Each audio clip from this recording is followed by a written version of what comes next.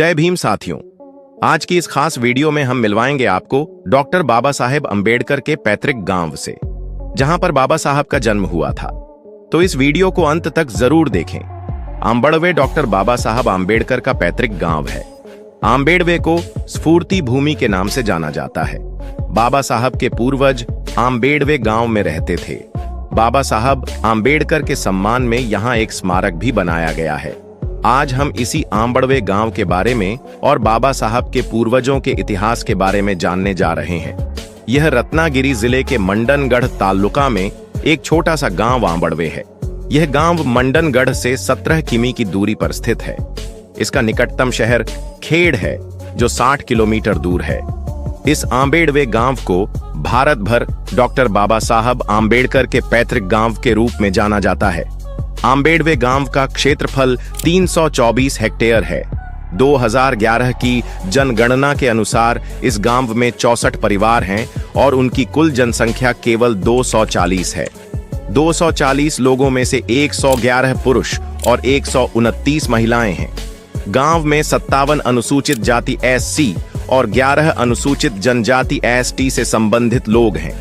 ऐसा कहा जाता है कि एक ब्रिटिश विद्वान द्वारा यह पता लगाया गया था कि आंबेडवे डॉक्टर बाबा साहब आंबेडकर के पूर्वजों का पैतृक गांव था। तब तक यह गांव उपेक्षित ही था। आंबड़वे के एक सकपाल परिवार में डॉक्टर बाबा साहब आंबेडकर का जन्म हुआ। आज भी इस स्थान पर सकपाल परिवार के कई घर हैं। डॉक्टर आंबेडकर के पूर्वज आंबेडवे गांव में रहते थे। उनका अंतिम नाम यानी सरनेम सकपाल था। डॉक्टर बाबा साहब आंबेडकर के दादा मालौजी इसी सकपाल परिवार से थे। मालौजी सकपाल भारतीय ब्रिटिश सेना में एक सैनिक थे और उनके 2 बेटे बाबा साहब के पिता और चाचा ने भी भारतीय सेना में नौकरी करते थे। इसलिए उन्हें इस गांव से बाहर जाना पड़ा। 1891 से रामजी सकपाल अपने परिवार के साथ रहकर सेना चौकी महू मध्य प्रदेश में सेना की नौकरी कर रहे थे। वहां 14 अप्रैल 1891 को डॉक्टर बाबा साहब आंबेडकर का जन्म हुआ। अगले कुछ वर्षों में परिवार वापस आकर महाराष्ट्र में बस गया।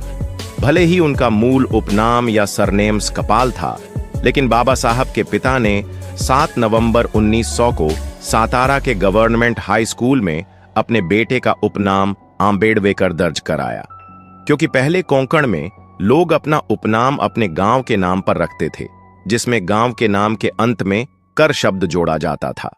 इस प्रकार बाबा साहब को आंबेडवे गांव से उपनाम आंबेडवेकर मिला। लेकिन दूसरी ओर कई स्थानों पर गांव आंबेडवे और बाबा साहेब का उपनाम आंबेडवेकर को गलत तरीके से क्रमशः अंबावड़े या अंबावड़ेकर लिखा गया है। बाबा साहब के जो पिता का नाम है वो है रामजी सकपाल। रामजी सकपाल ने अपने बेटे को जातिवाद से बचाने के लिए कि उनके साथ कोई भेदभाव ना हो, इसीलिए उनका जो सरनेम सकपाल था वो हटा लिया। क्योंकि आप देखेंगे Jatav surname, Yadav surname, Gupta surname, इस तरह के सरनेम से जाति पता चल जाती है, तो वो उन्होंने सरनेम हटा दिया और जब स्कूल में नाम लिखवाया तो वहां पर भीमराव अंबेडकर लिखवाया।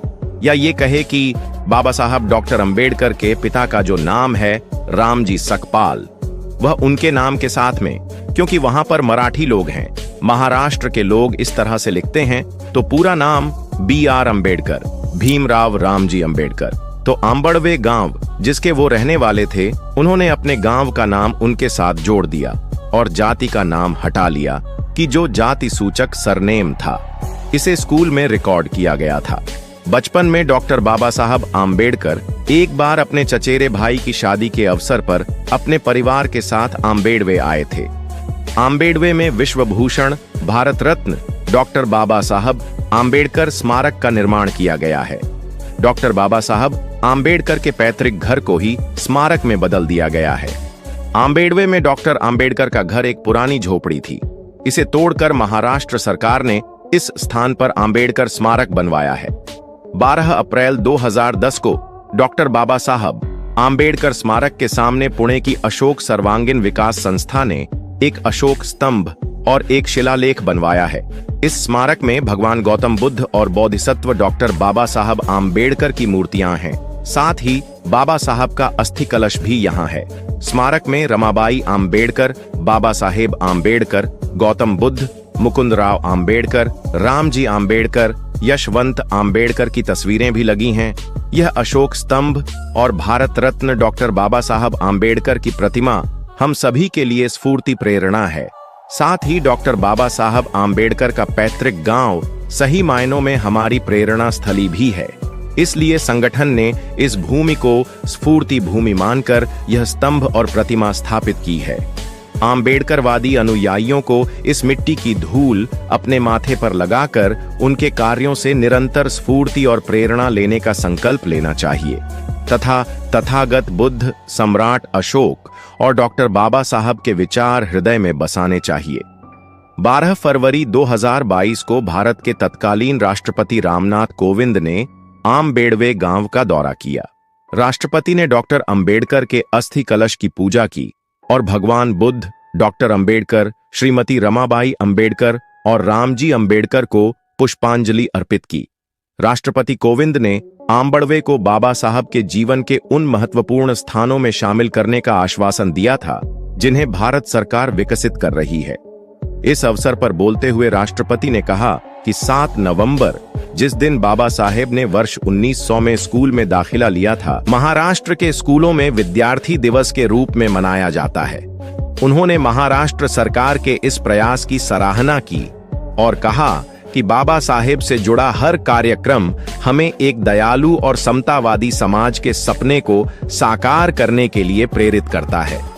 उन्होंने कहा कि हम बाबा साहेब अंबेडकर की भक्ति और शिक्षा के प्रति उनके महत्व को याद करने के लिए 7 नवंबर को पूरे देश में विद्यार्थी दिवस के रूप में मनाने पर विचार कर सकते हैं। राष्ट्रपति ने कहा कि अम्बाड़ावे गांव को स्फूर्ति भूमि का नाम दिया गया है। उन्होंने कहा कि बाबा साहब के पैतृक गांव को स्फूर्ति भूमि कहना उचित है, क्योंकि उन्होंने जीवन भर विभिन्न क्षेत्रों में पूरी ऊर्जा के साथ योगदान दिया। राष्ट्रपति ने कहा कि स्फूर्ति भूमि के आदर्श के अनुसार हर गांव में सद्भाव, करुणा और समानता जैसे मूल्यों पर आधारित सामाजिक व्यवस्था होनी चाहिए, जो आदर्श बाबा साहब ने हमेशा संजोए रखे। राष्ट्रपति को यह जानकर खुशी हुई कि Dalit Indian Chamber of Commerce and Industry DICCI ने खादी ग्रामोद्योग निगम, डॉक्टर बाबा साहेब अंबेडकर तकनीकी विश्वविद्यालय और बैंक ऑफ बड़ौदा के साथ मिलकर जून 2020 में निसर्ग चक्रवात से प्रभावित ग्रामीणों के लिए राहत कार्य करने के अलावा अम्बाड़ावे गांव को आत्मनिर्भर बनाने के लिए विभिन्न पहल की हैं। उन्होंने विश्वास व्यक्त किया कि गांवों में छोटे उद्यमों को बढ़ावा देकर लोगों को आत्मनिर्भर बनाने का यह सामूहिक प्रयास परिवर्तनकारी साबित होगा और ग्रामीणों के जीवन में व्यापक बदलाव आएगा। उन्होंने कहा कि विकास और आत्मनिर्भरता भारत के अन्य ग्रामीण क्षेत्रों में भी इसी तरह फैलनी चाहिए। जब हमारे गांव आत्मनिर्भर होंगे, तभी आत्मनिर्भर भारत के निर्माण का संकल्प सही मायने में पूरा होगा। राष्ट्रपति ने कहा कि रत्नागिरी क्षेत्र ने देश को अनेक रत्न दिए हैं, जिनमें से एक बहुत ही मूल्यवान रत्न भारत रत्न बाबा साहब डॉक्टर भीमराव अंबेडकर हैं। उन्होंने कहा कि इसी कारण रत्नागिरी जिले का नाम सार्थक हुआ है। राष्ट्रपति ने कहा कि बाबा साहब स्वरोजगार के हिमायती थे। उन्होंने स्टॉक और शेयरों के व्यापार में सलाहकार के रूप में व्यवसाय करने के लिए एक फर्म की स्थापना की। उन्होंने 1942 में वायसराय लिनलिथगो को झांपन सौंपकर CPWD के टेंडरों में वंचितों की भागीदारी की मांग की। अपनी व्यापक सामाजिक और राजनीतिक जिम्मेदारियों के कारण बाबा साहब अपने उद्यमशीलता के पक्ष को समय नहीं दे पाए। बाबा साहब द्वारा निर्मित संविधान में हर वर्ग के युवाओं को हर क्षेत्र में अवसर उपलब्ध हैं। महाराष्ट्र के राज्यपाल श्री भगत सिंह कोश्यारी ने इस अवसर पर कहा कि बाबा साहब ने भारतीय संविधान के माध्यम से देश को नई दिशा दी। उनका निजी जीवन अपने आप में एक प्रेरणा है। जब भी मैं बाबा साहब के बारे में पढ़ता हूं, तो मुझे आश्चर्य होता है।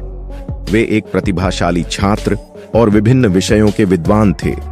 वे एक साधारण परिवार से थे, लेकिन उन्होंने सभी बाधाओं को पार करते हुए अपनी पढ़ाई जारी रखी। सामाजिक बुराइयों को मिटाने और समाज को एकजुट करने के लिए उनका समर्पण बेमिसाल है। राज्यपाल श्री भगत सिंह कोश्यारी ने कहा कि वे अंबाड़ावे गांव में विद्यार्थियों के लिए एक पुस्तकालय बनाने के लिए राज्यपाल विवेकाधीन कोष से 30 लाख रुपए दान करेंगे।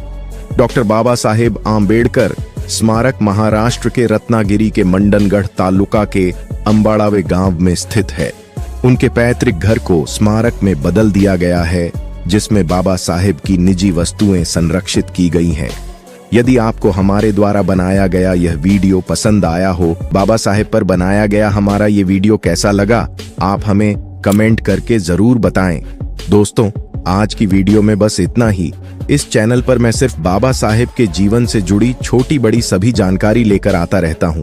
यदि आप बाबा साहब को पसंद करते हो और इनके बारे में और अधिक जानना चाहते हो, चैनल को सब्सक्राइब कर लें। वीडियो को पूरा देखने के लिए धन्यवाद। उम्मीद करता हूं आपके विचार भी बाबा साहब की तरह अच्छे होंगे।